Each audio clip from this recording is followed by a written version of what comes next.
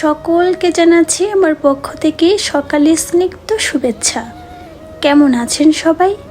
গ্রামীণ জীবনের নতুন আরেকটি ভিডিওতে সকলকে স্বাগত জানাই।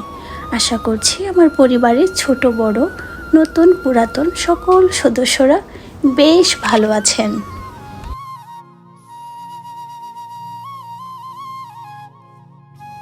ঘড়িতে এখন সময় বাজে 9:30। তো আমরা এসেছি পাশের বাড়িতে নতুন বউ দেখতে, তার পাশাপাশি চায়ের নিমন্ত্রণ ছিল। তো চাটা আমি আর বাড়িতে খাইনি, এখানে এসে চায়ের পর্বটা শেষ করে নিয়েছি।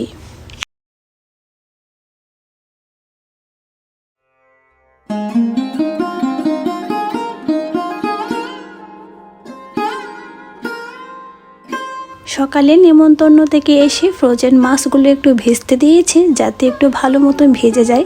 তার মাঝখানে দুপুরের লাঞ্চ আর দুপুরের একটা লম্বা ঘুম আমি কমপ্লিট করে নিয়েছি।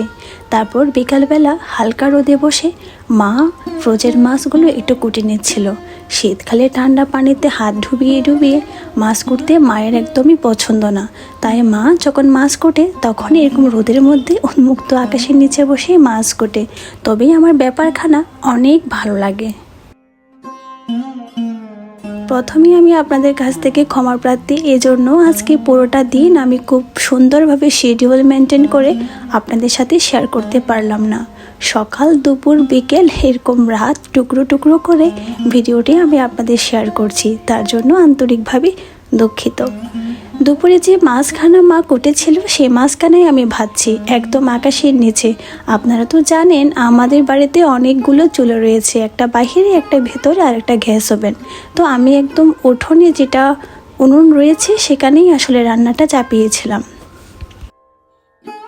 আর এখানে নিয়েছি আমাদের জমিতে পেকে যাওয়া যে টমেটোগুলো ছিল এগুলো আসলে মাখা করবে আর কি, মাই করবে বলেছে, তাই আমি ভাবলাম যে এটাও আপনাদের সাথে শেয়ার করা যাক।